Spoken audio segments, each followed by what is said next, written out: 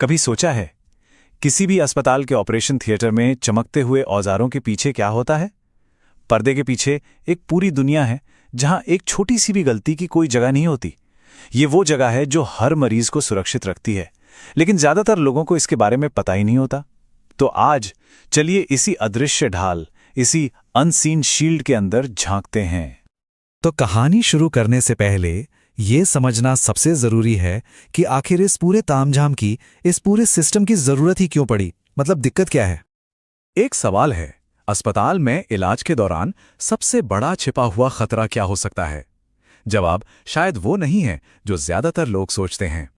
ये नंबर देखिए, 7 से 10%।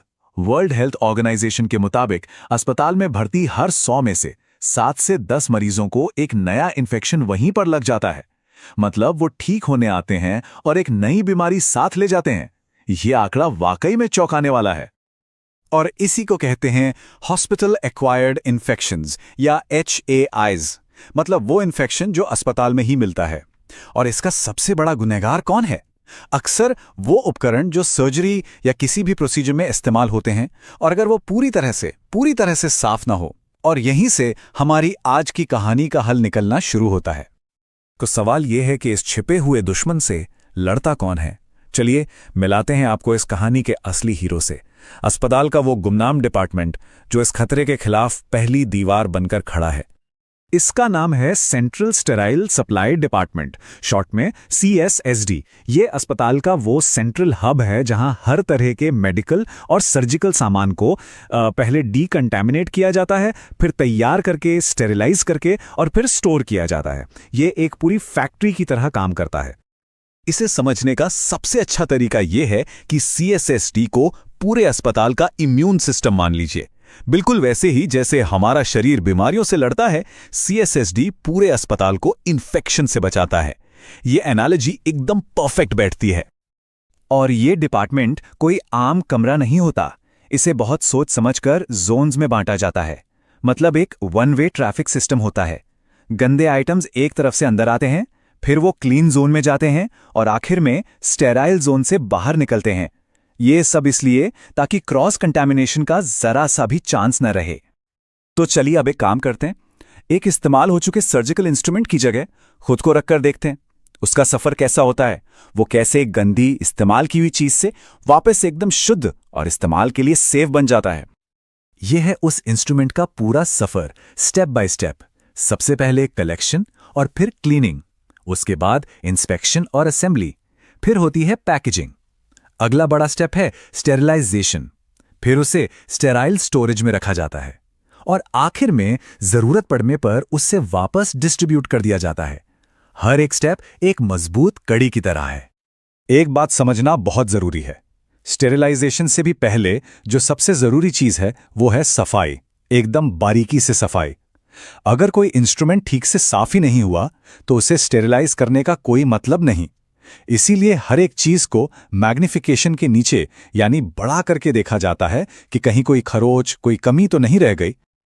चलो, इंस्ट्रूमेंट तो चमक गया, अब क्या?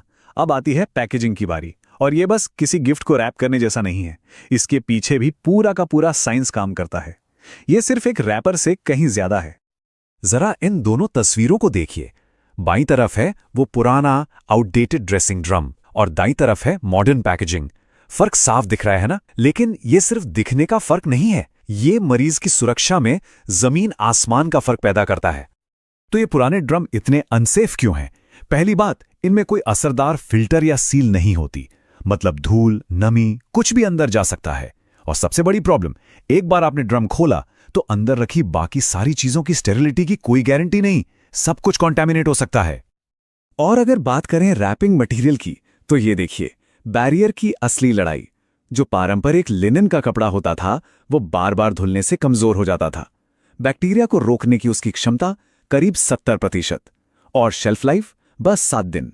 वहीं दूसरी तरफ जो मॉडर्न रैप्स हैं उनकी क्षमता है 99.9% और शेल्फ लाइफ 3 से 6 महीने। अब बताइए कितना बड़ा फर्क है? ठीक है, तो सफाई हो गई, पैकेजिंग भी हो गई। अब आता है असली शोडाउन, स्टेरिलाइजेशन। लेकिन सिर्फ मशीन चला देना काफी नहीं है। असली चुनौती है ये साबित करना कि जो काम किया गया वो वाकई में 100% सफल हुआ है। यह है निश्चितता का विज्ञान। देखिए, इस फील्ड में शायद या लगता है जैसे शब्दों की कोई जगह नहीं है। हर चीज को वैज्ञानिक तौर पर परखा जाता है कई लेवल पर। पहला, मशीन खुद ठीक से काम कर रही है या नहीं। दूसरा, हर एक पैक के अंदर स्टेरिलाइजेशन हुआ है या नहीं। और तीसरा, पूरे के पूरे लोड पर इसका असर हुआ है या नहीं। और इसकी शुरुआत होती है हर सुबह एक खास टेस्ट से। इसे कहते हैं बोवी-डिक टेस्ट। इसका सिर्फ एक काम है, ये चेक करना कि स्टेरिलाइजर के चेंबर से सारी हवा ठीक से बाहर निकली है या नहीं। क्योंकि अगर जरा सी भी हवा अंदर रह गई तो स्टीम यानी भाप वहां तक नहीं पहुंच पाएगी और वो हिस्सा स्टेरिलाइज नहीं होगा। तो ये पहला और सबसे जरूरी चेक है।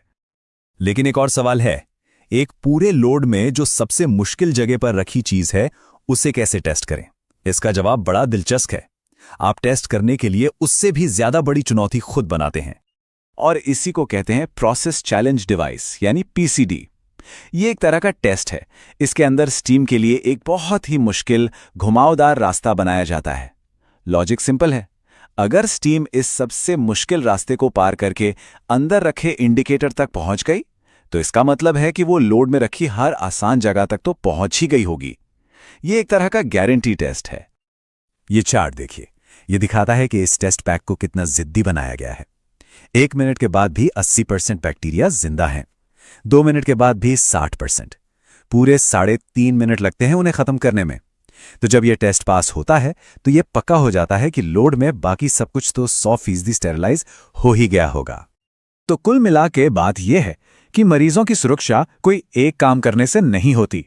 इसके लिए हर प्रोसेस की लगातार निगरानी और वैलिडेशन जरूरी है। सही केमिकल और बायोलॉजिकल इंडिकेटर्स का इस्तेमाल, हर चीज का मेटिकुलस यानी बहुत बारीकी से रिकॉर्ड रखना और स्टाफ की लगातार ट्रेनिंग, ये सब चीजें जब एक साथ मिलती हैं तब जाकर एक सीएसएसडी कामयाब होता है। सीएसएसडी हर अस्पताल की वो अदृश्य ढाल है जो चुपचाप अपना काम करती रहती है। जरा सोचिए, इसके बिना कोई कितना सुरक्षित महसूस कर सकता है। ये वो सवाल है जो हमें बताता है कि मरीज की सुरक्षा की असली नींव कहाँ रखी जाती है, अक्सर हमारी नजरों से दूर।